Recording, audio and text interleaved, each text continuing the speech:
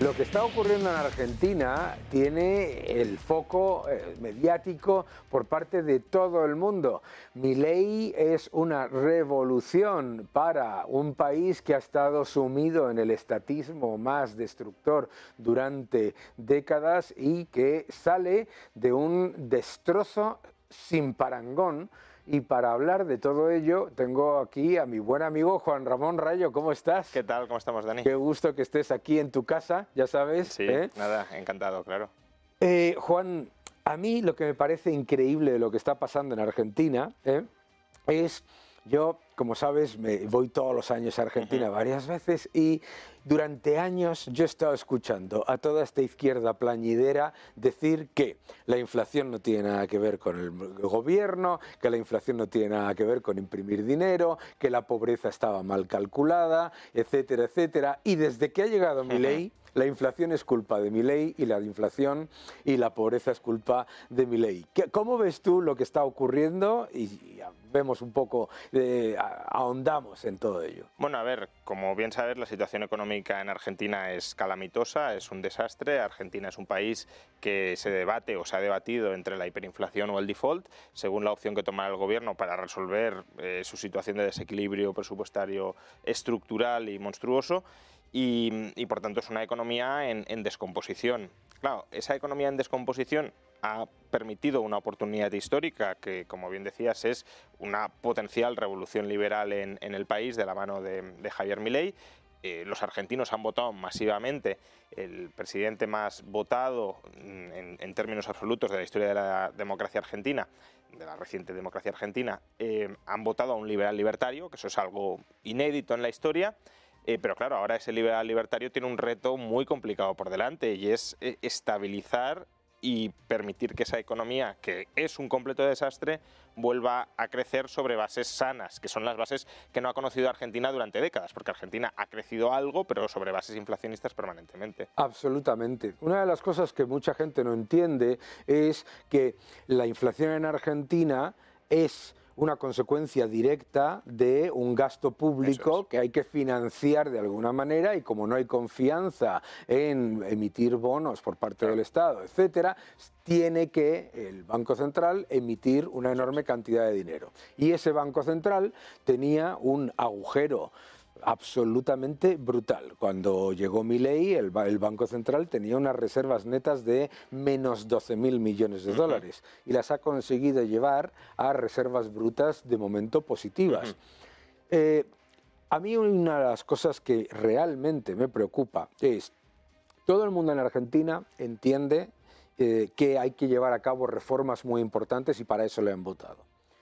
Pero me da mucha prevención ver cómo arrastran los pies con la idea de la dolarización, porque se pueden encontrar con que si no dolarizan, todas las reformas que llevan a cabo se pierdan en el titular de una inflación porque, claro, el gobierno de Milei se está preocupando mucho y bien por la oferta de dinero. Está solventando el problema del Banco Central y está solventando el déficit.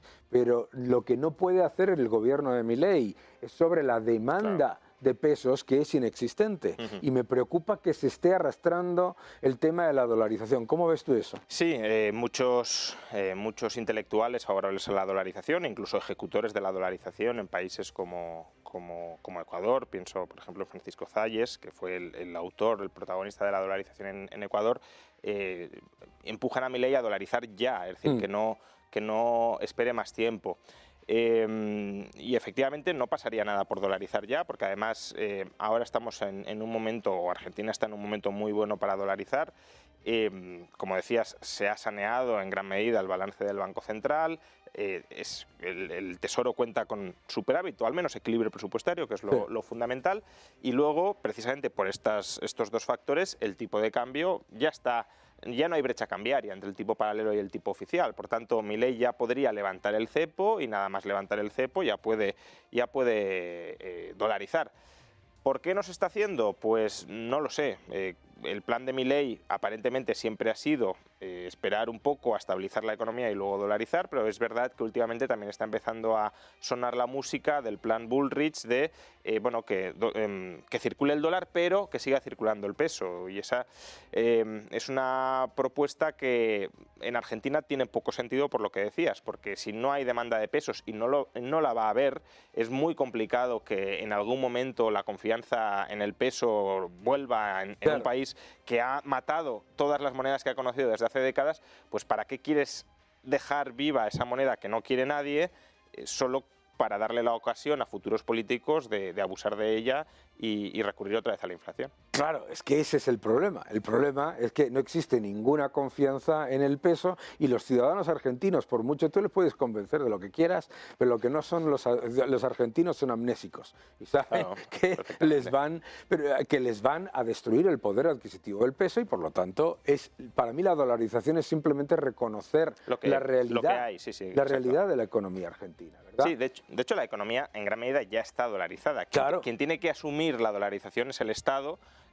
¿Cómo? Pues cerrando el Banco Central, es decir, dejando de emitir pesos y empezando a cobrar impuestos en dólares en lugar de en pesos. Ya está, no más. Una de las cosas que arguyen los que dicen que no se puede dolarizar es que la Constitución, digamos, preserva la obligatoriedad de que el Estado emita una moneda, etcétera. Pero la Constitución también obliga a que el Estado defienda el poder adquisitivo de la misma. Entonces, lo que yo siempre digo es, oye, lo que deberían estar haciendo ya es declarar que es una moneda fallida, porque es que es lo que es la evidencia. Sí, ¿no? Aparte que hay muchas formas de encajar en la Constitución o en el texto de la Constitución sin que eso imposibilite dolarizar, ¿no?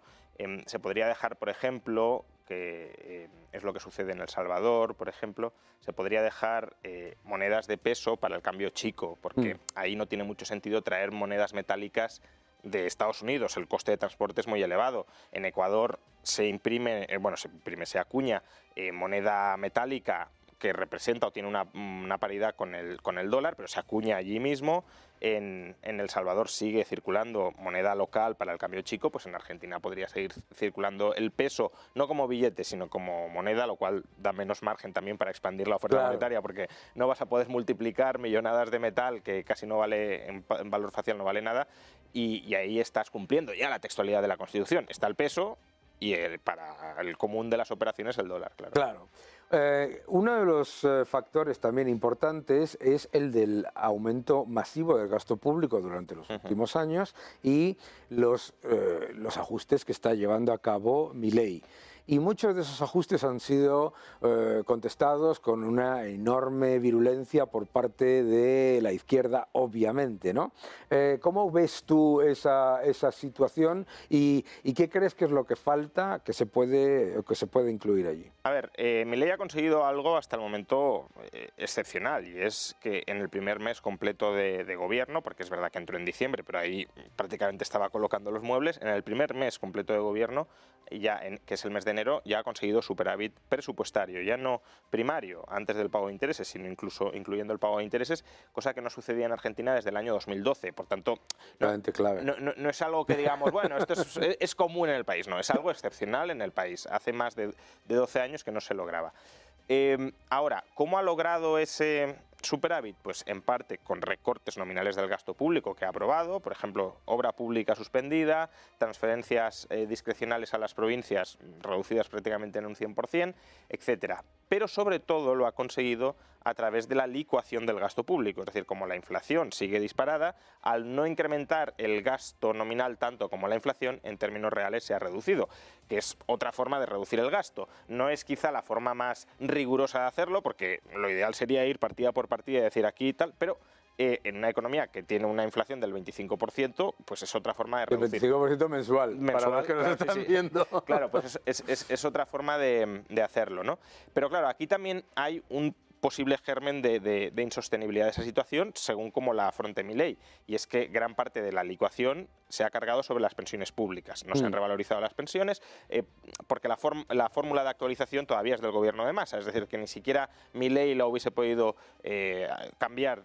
No tiene mayoría en el Congreso para cambiarlo, ¿no? Lo intentó, pero no la tiene. Pero bueno, en cualquier caso, el grueso del ajuste ha recaído sobre los pensionistas. Con lo cual, los pensionistas, evidentemente, en un momento futuro van a pedir subidas de las pensiones para recuperar parte del poder adquisitivo. Si tú no completas o complementas el ajuste por otras vías, pues ese incremento de las pensiones que se va a dar en algún momento te puede volver a descuadrar las cuentas. Por tanto, es verdad que tiene superávit, es verdad que es algo excepcional. Ahora lo que toca es apuntalar la sostenibilidad de ese superávit, teniendo en cuenta que hay partidas que se van a revisar al alza seguro. Claro, por eso para mí es tan importante la dolarización. Sí, claro, porque ahí te impone la restricción. Ahí, a partir de ahí, el pensionista deja de sufrir la destrucción del poder adquisitivo de la moneda. Pero yo creo que ha habido grandes cambios que tienen impacto presupuestario relativo, pero muy importante de cara al futuro, como lo que es eliminar la pauta, ¿no? Que era, para los que nos estáis viendo, el pago por parte del Estado de una cantidad de dinero muy relevante a los medios de comunicación, etcétera, y otros factores similares.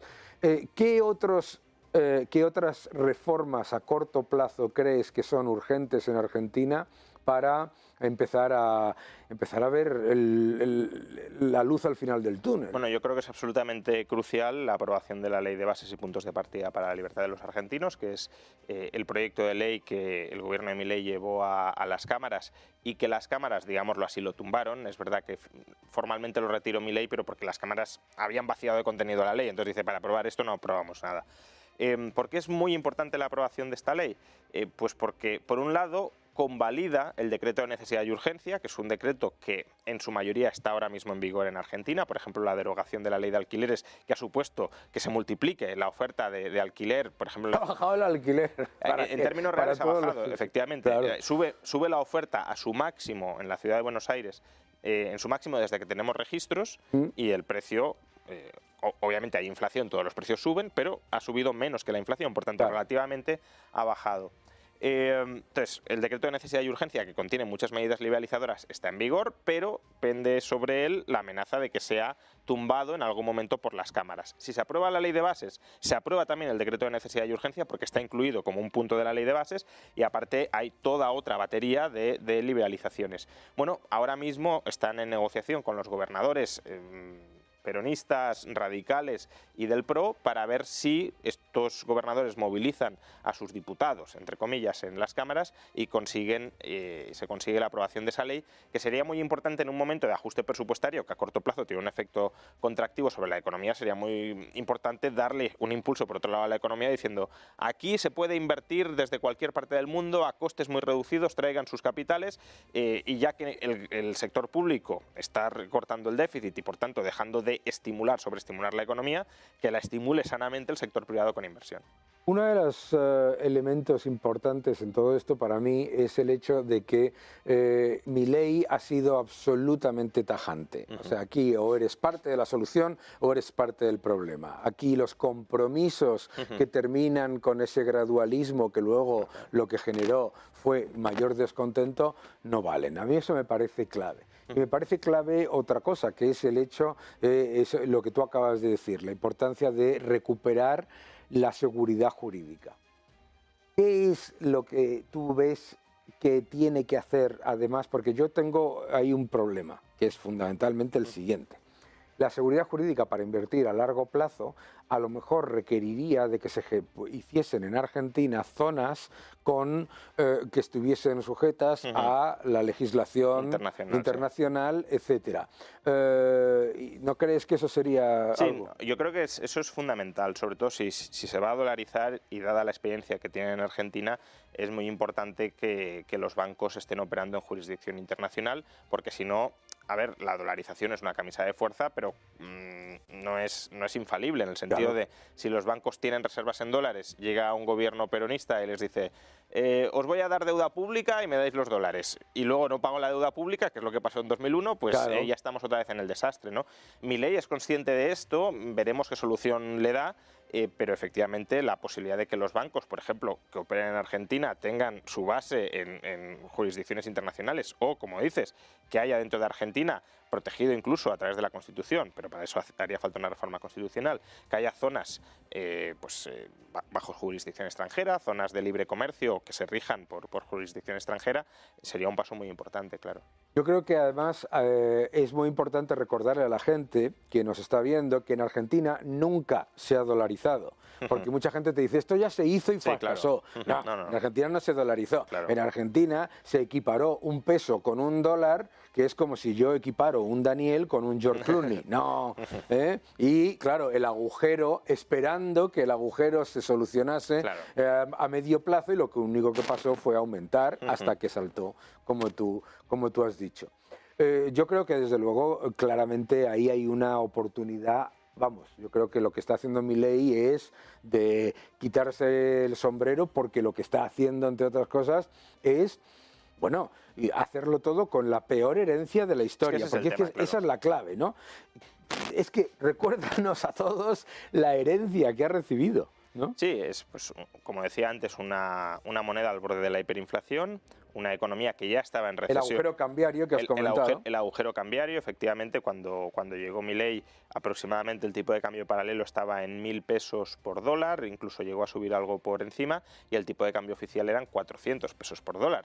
Claro, tú eso lo tenías que ajustar, porque si no, solo son capaces de operar en el mercado cambiario, de importar, por ejemplo, los amigos del poder político, a los que se les da dólares al precio subsidiado de 400 pesos por dólar, que luego muchas veces lo que hacen es simplemente revender esos dólares y embolsarse la diferencia, ¿no? Entonces, ahora Milei, con la unificación del tipo cambiario, el levantamiento de las restricciones a la importación, pues cualquiera que vea una oportunidad de negocio y necesite importar, ya puede hacerlo sin un subsidio muy claro. Pero yo creo que lo de la herencia es clave, ¿no? Porque claro, aquí en parte se está experimentando una revolución liberal, pero como suelo decir, se está experimentando una revolución liberal en las peores condiciones posibles, porque no es que hayamos dicho, oye, mira, vamos a probar una revolución liberal en Suiza, ¿no? Que es un país ordenado, civilizado, pacífico, austero, con moneda sana, presupuesto equilibrado, y ahí vamos a ir haciendo reformas. No, una economía que se está desmoronando, que está la moneda muriendo, las finanzas del gobierno están hechas unos zorros,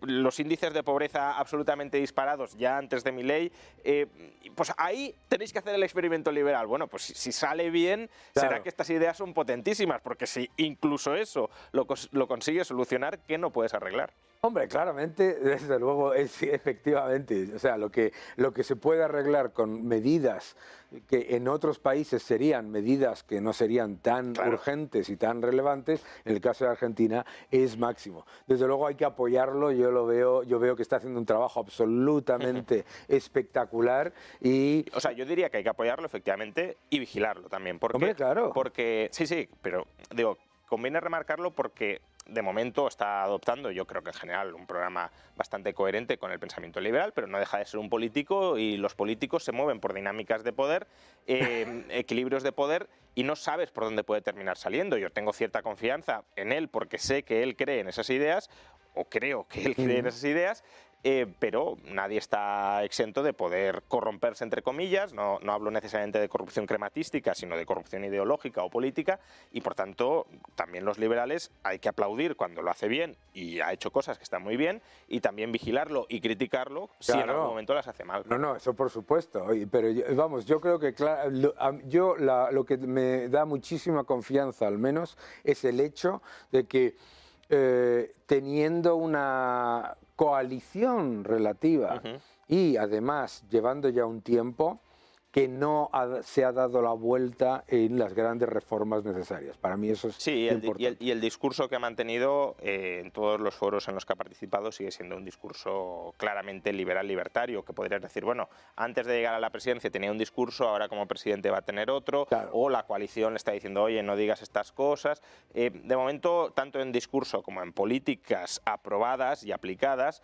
hay una coherencia y yo creo que eso sí es para aplaudir y para defender de ataques injustos que reciba. Pero, bueno... Y hay que vigilarlo, hay como que vigilarlo, todo, claro. Porque lleva 2 meses y en 2 meses pues a lo mejor no da tiempo a que uno se corrompa, pero si está 4 años, 8 años, 12 años... Les dan, y exacto. Y luego, por supuesto, está la utilización absolutamente increíble por parte de la izquierda de los datos de pobreza. Sí, bueno. Yo el otro día escuchaba a un conocido de ambos nosotros que antes decía que la pobreza estaba mal calculada y ahora dice que la pobreza se ha disparado. Sí, claro. Y mientras dice que en España no es que la gente sea pobre, sino que es que se siente pobre porque vive muy bien. Es una percepción subjetiva, sí. Esto es España. Pero lo más interesante, bueno, pues es ver esa evolución y la verdad es que es muy, bueno, como mínimo una esperanza, sí. Porque es que lo de Argentina no tenía solución. Claro, y es una esperanza en Argentina, ¿no? Que si hubiésemos dicho hace 6, 7, 8 años... ¿Tú ves algún atisbo de que Argentina se abra al liberalismo? No. Al contrario, yo siempre ponía a Argentina como el ejemplo de decadencia política, económica y social por el que puede terminar transitando España y que no hay que imitar de ninguna manera. Y ahora es casi Argentina la que nos está empezando a dar lecciones a los españoles y a aplicar políticas que deberíamos copiar. Absolutamente.